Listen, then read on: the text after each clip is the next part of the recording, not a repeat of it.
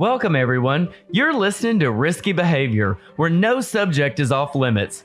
Sit back, tune in, and enjoy a beverage with us as we explore controversial issues and answer your health and wellness-related concerns, ranging from nutrition and exercise to sex and prescription drugs. I'm here with co-host Dr. Sweta Chakraborty, who's a national media risk expert, as seen on CNN, the BBC, Fox News, and more. But don't just think this hour is all science as usual. After 4 seasons as a regular guest and food scientist on the Dr. Oz show, Dr. Taylor Wallace, who the Huffington Post calls the nation's premier food and nutrition guru, will help me loosen lips and spill tea with special guests that you won't want to miss. Hey y'all, we're coming to you from the home studio because you know we can't get access to the real studio in this time of COVID. We're waiting for our good friend and fitness extraordinaire, Mikayla Brown. She's going to be talking with us about all things fitness, mental health, and nutrition. And we know Taylor's got a few thoughts on nutrition, as always. You know, nutrition and exercise go hand in hand. And during the times of COVID-19, you know, those get a little bit off balance. And I'm going to admit, I have ice cream almost every night. She's going to fill us in on what you can do to keep your body in shape so you can get to the beach once this is all over. So listen, you know who we are very well. You know what we do. We've actually been really lucky enough to have Makayla in the studio when we still had a studio pre-COVID. But we've wanted for some time to have you on the show with us. So I'm going to kick that off as sort of the official start of this. We've wanted for some time, Makayla, to have you on the show. You are a fabulous trainer. You are a fabulous fitness role model for so many. What is your exact title? For Vita is who you represent, but you're not speaking on behalf of Vita today? No, I'm not. Yeah. So my title there is group fitness manager, but I'm a personal trainer and group fitness instructor primarily. That's aside from being a mother. That's my main title. But no, and also a morning fitness show regular. Don't make me blush. No, I'm a fitness specialist. So I've been in the fitness industry for about 17 years career-wise. But I am a former Division I athlete. And now that I look back on life, I've been into fitness and athletics my entire life. So I'm also a fitness enthusiast. Yeah, and that's obvious because it's not just, honestly, most trainers, and I have a personal trainer, we both know him well, most trainers are really good at what they do. Because you need to have a minimal level of passion to be able to, and the couch potatoes that we know so well will agree with this. Cheers! Not including the 2 that are on the couch right now, but like to have the level of just motivation to get off the couch to do it and then to do it again and again. And then not just for yourself, but to motivate others and do that for a living. Like, so you already have a minimum, standard that it's hard for the majority of the population to even understand or reach. Right. And then beyond that, you really enjoy it. Like that's the standard I have for personal trainers or fitness enthusiasts. You're beyond that. You love it, Makayla. It's just like it comes through the screen now that you're doing all of your work virtually, mostly, right? Like you are doing cardio events, you're doing pole dancing. How do you have such a wide breadth and spectrum of stuff that gets you excited, that you can get so into? Well, that's such a great question. And it's actually, I am my best client, I would say. So I am someone, believe it or not, here's some tea. I do not like working out. This is the tea. No. Cheers, me either. No, this is the tea. That's what I was about to get on here and say. For vain reasons. Us and our viewers feel so much better. No, like for me, I totally relate to people who can't self-motivate to work out. Like, all these years that we've known. Have you ever seen me on the floor just working out at the gym? I don't do that. I have to literally make working out a non-negotiable part of my day, which is a career. I had to make a career out of fitness in order to motivate me to want to work out. So I physically teach. One of the primary reasons I migrated to group fitness over personal training was because I had to work out myself. So I had to put myself in a forced situation to have to work out in order for me to motivate to work out. And because I understand that whole process of needing the motivation, I try to help others find creative ways to do it. So everyone can't be a trainer. Everyone can't be a group exercise instructor. So my job is to find ways to integrate their daily life and their hobbies into a fitness experience. And so that's, I would say at my core, that's what I do. I try to help everyday people from all walks of life try to make workout or fitness a non-negotiable part of the day and integrate it with the things that they're already doing. But you know what my problem is during the whole COVID-19 situation is like every morning I wake up and I'm like, you know what? I'm going to go for a run. I'm going to go down to the mall and I'm going to run a couple miles and I've got this. And then my jogging pants, you know, I put on my jogging pants and they're like, no, girl, you're good. Yeah, no, it's a reaction. Most people are reactionary. Most people don't hit the gym or get a trainer until they have some type of incentive. And very seldom is that incentive like to be proactive about fitness. Like, you know, like I you know, it's a reaction to pre-diabetes for some people. For some people, it's a reaction to like, I want to get a divorce. And right now, my body is not suitable to be out on the market. So I'm going to go to the gym. It's like that post-breakup, that's what started it for me 5 years ago, honey. Look, I always say people come to the gym either to run away from something or to run to something. It's very reactionary. It's a small, crazy few people who just do it purely for the love. That's a small, crazy minimum. So I'm very much a part of that demographic of people who need to be tricked into working out. And so because I've successfully done it for myself, I appear happy when I do it because I am happy when I do it. Like I grew up dancing and being a choreographer. So like my first few group fitness classes were dance fitness classes. It was like, oh, I love to dance. I would do it without getting paid and I'm getting paid for it. Hell yeah. This is what I'm doing, you know? So yeah. That's awesome. We need a little bit of that in our lives, don't we? So let's talk about like self-motivation, because I know a lot of our viewers are kind of like me. You know, well, actually, I should say one of the things that I did right in 2020, for Christmas, I gave myself a treadmill desk. And everybody kind of laughed. My friends were laughing at it. Now that we're quarantined in our own house, I'm like, I walk on that treadmill like 6 hours a day. Like, I mean, that's good. I'm burning calories left and right, honey. Like, so, but, you know, I think a lot of people really struggle with, okay, I live in a 600 square foot like condo in Washington, D.C. There's not a lot of space. I'm really not supposed to be outside. The weather's been kind of cold and rainy and not that great outside of the COVID-19 thing. What are like some simple things? Like, how do I keep in shape just at home? Like, I mean, beach season's coming up. None of us want to be like in a swimsuit. Like, what can I do? I'm about to make a shameless plug. First, you're going to go to my YouTube page because I put up tons of workouts. So bam, all right, MiFitSpot, bam, I'll post it. But no, so again, just scale it back. Don't think about the fitness of it. Think about the things that you would do if you didn't have to, right? So would you sit? Would you watch TV? Would you dance? What would you do? I'm not a couch potato, but I love a good reality TV show. So you could catch me on a cold, rainy day, snuggled up in my bed, right? So there's even a way to turn that into a fitness experience. If you say, I'm going to be cooped up for 3 hours watching reality TV, how many commercial breaks can you find in a reality TV show, right? There's about 4 or 5 90-second breaks. Okay, on every commercial break, I'm going to do a new exercise. I'm going to crunch on the first commercial break. I am going to do a wall squat on the second commercial break. Like there's a way to convert anything you like to do into a workout regimen. If you're someone that, you know, is more active, again, simple things, keep it simple, wall squats, planks, push-ups, and just make it fun. Maybe you put on your favorite, you know, I dare say album. I was going to say CD. I'm so old. Your favorite, you're in good company, your favorite honey. album.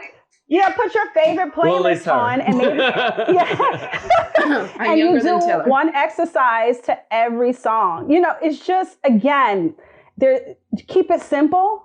And keep it consistent. That's the big thing. It's not rocket science. We don't need all these gimmicks. We don't need all this extraness, especially when our space and our situation does not allow for all the extraness. Just bring it back to the basics.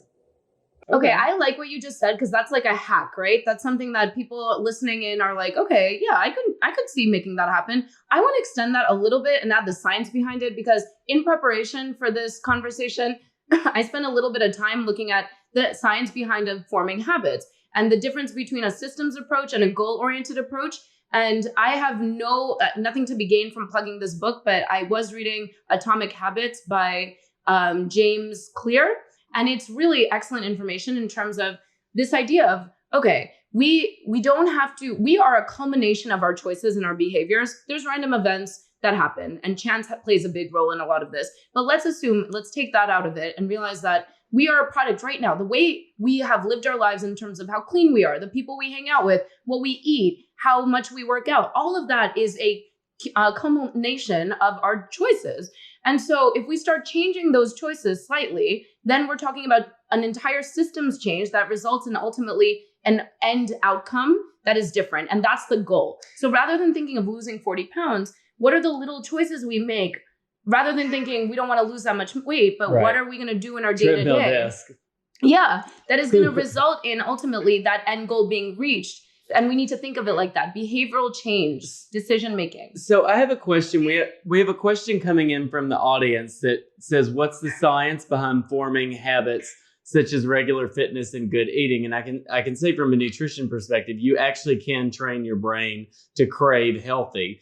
Can you train your brain to crave fitness? Of course. First of all, your brain is the most important muscle of them all.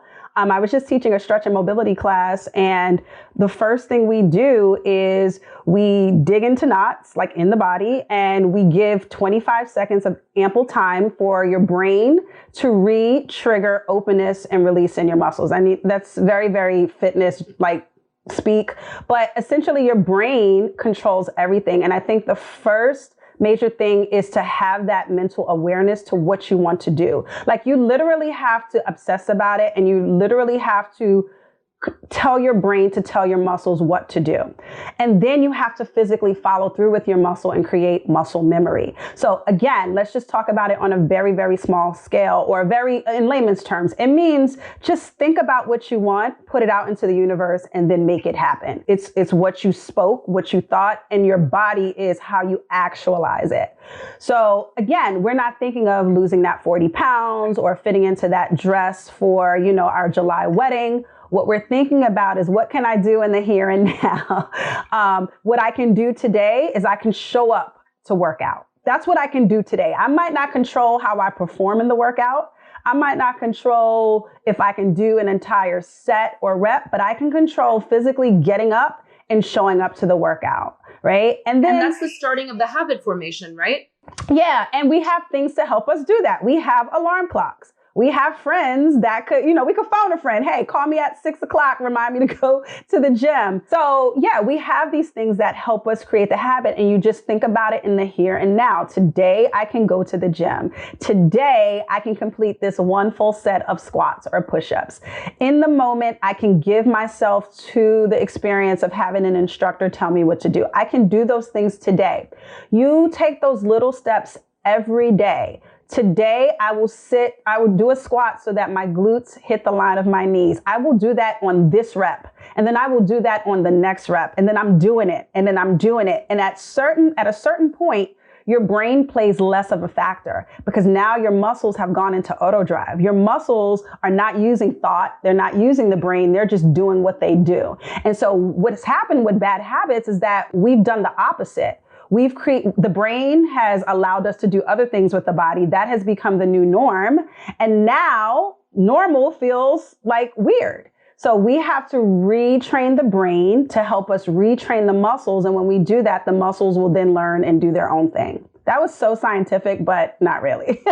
No, we're a science show ultimately. I know, so we always appreciate. I feel kind of intimidated, because you guys are like science. Doing it well. Yeah, so I'm trying to say stuff for the layman. You just sound I've had like a couple of these. You sounded like Makayla teaching a pole dancing class, which, by the way, I have not attended yet, but look amazing. Wait a minute now. I want to take a pole dancing class. Why don't y'all just do it? I mean, come on. I mean, you have a direct connect. I don't know if you want to see me up on Instagram live doing a pole dancing contest. Well, we have to crawl before we walk. We'll get you in the studio first, and then we'll make you Instagram live ready. Okay.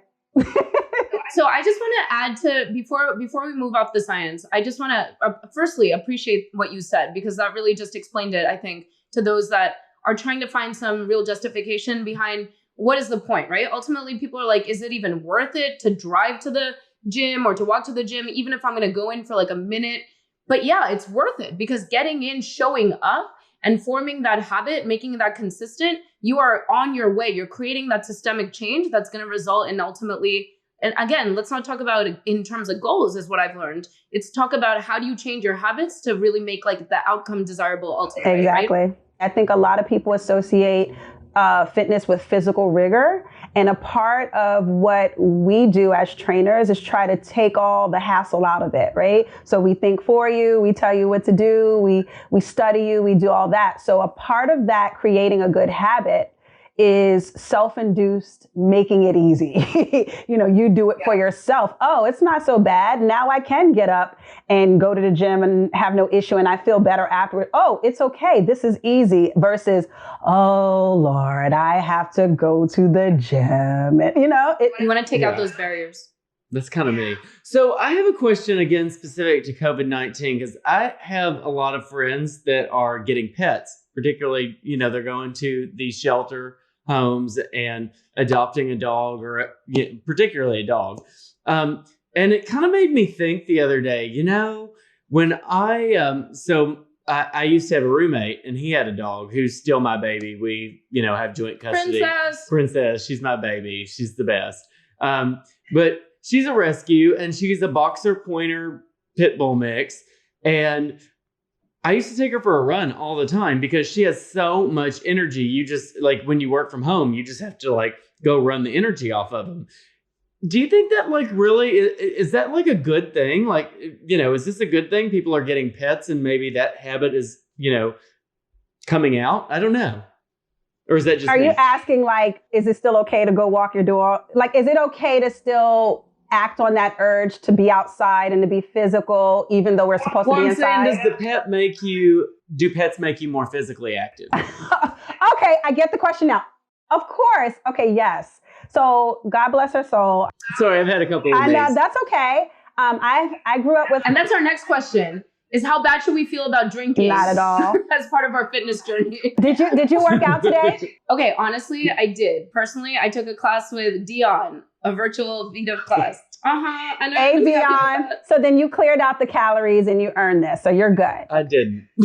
Exactly how many glasses, Mikayla? No, feel free to answer the dog question, and then we have several more for you. I walked on my treadmill for 5 hours. Again, think about energy, right? And think about putting yourself in a mental space to want to work out. Dogs don't know about especially dogs that are cared for, they don't know about being tired. They don't carry the stressors and the anxieties that we do. So at their very core, they're active, they're responsive, you have that energy in your space. It is totally normal for your brain and then subsequently your body to respond to that. So I grew up with Rottweilers my whole life, which are herding dogs. And I've had 2 that since I've been an adult. And I just remember me having my first Rottweiler at 24 versus now my last Rottweiler at 38. I was like, I'm too old for a Rottweiler. I can't keep up with this Rottweiler. Really? Yeah. So the dog's energy, they're a herding breed. So the dog's energy was total craziness, and especially not being herding, being inside. And I found myself having to work out just to keep up with the dog, to the point where I put my dog on treadmills. I used to have to put her on treadmills before I walked. Wow. She was so it depends on the dog too. Yeah, just to get some of that energy out before we went out. But here, the joke was on me, guys. The joke was on me because all I was doing was increasing her her threshold. So I was making her stronger and more fit. So after a while, that treadmill was it didn't have anything on her. Anyway, that's a long way of answering. Yes. Everything we do in life is energy based. So if we surround ourselves with energy, activeness, and all of that, we really have no choice but to be positively affected by that. So tell me what I can get on your YouTube channel, because I've actually kind of been looking around and I kind of want some easy things to do on my TV. I've got a smart TV and I kind of want to do a little workout. I tried the Chompeta. I was going to say that earlier. Shakira did the Chompeta at the Super Bowl. It's this Colombian dance that Shakira did on the Super Bowl. And I actually tried doing it and figured that, and I learned really quick that I'm a white boy and you don't ever want to see me do the Chompeta. I do. But do it right now. I do. I figured out how to mount my thing. Hold on. I'm going to mount myself. I figured out how to do it. Sorry, guys. If anybody can do it, it's Mikayla. This is live TV, guys. For those of you who are watching on Instagram, you can see this live. For those of you who are hearing this later, you will be able to click back and find this live footage somewhere. It'll be in the show notes. Okay. Let me back up. Okay, can you see me? Okay. Okay. Yes, we can see you. All right, now it won't shake every time I speak. All right, so you asked about YouTube. You said, where can you find it or what can you find on it? What was your question? Yeah.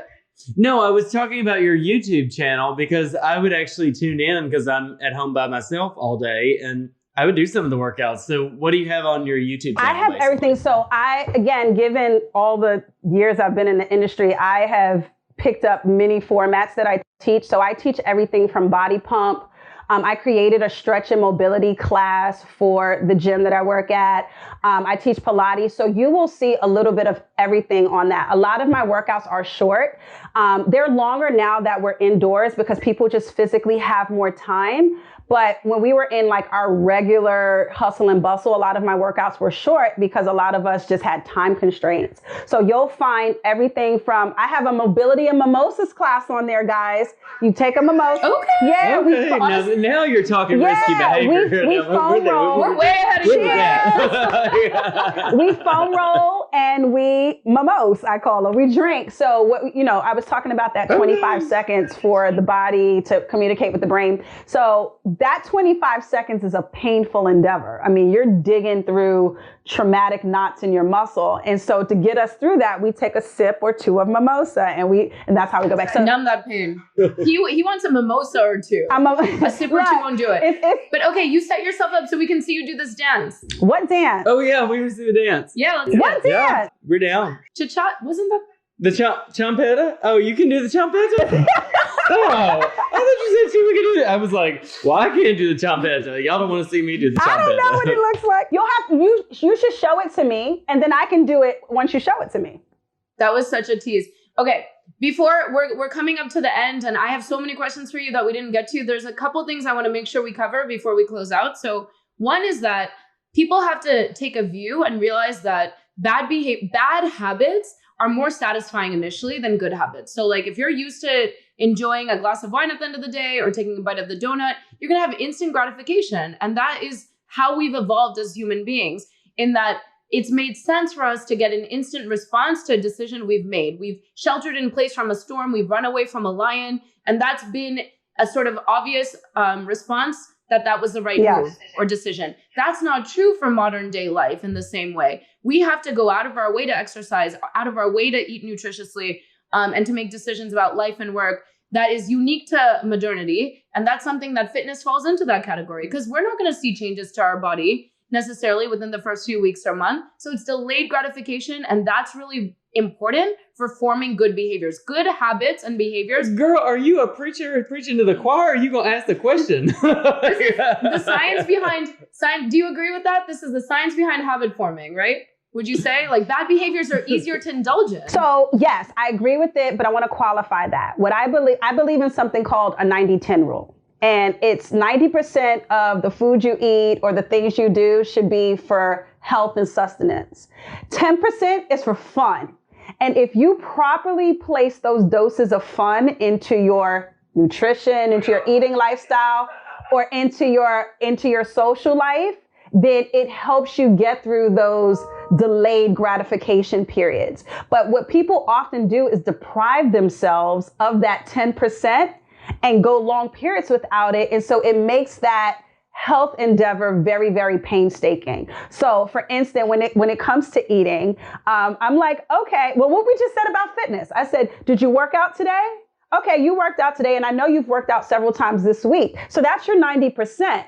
You can have this glass of wine or two or three or whatever, because this is your 10%. You can't do this every day, all day, but you can do this in this moment with the confidence that you've done everything in and around this moment to deserve that. And that's how I like people to think about fitness as well. And to some degree, nutrition. Like, yeah, if you're eating healthy and clean and putting the good quality products in your body, 90% of the time, you can go out socially and have a dinner and not have to like dig and make sure, the chef did. No, you can enjoy that experience knowing that most of the time you're doing the right thing. So, right.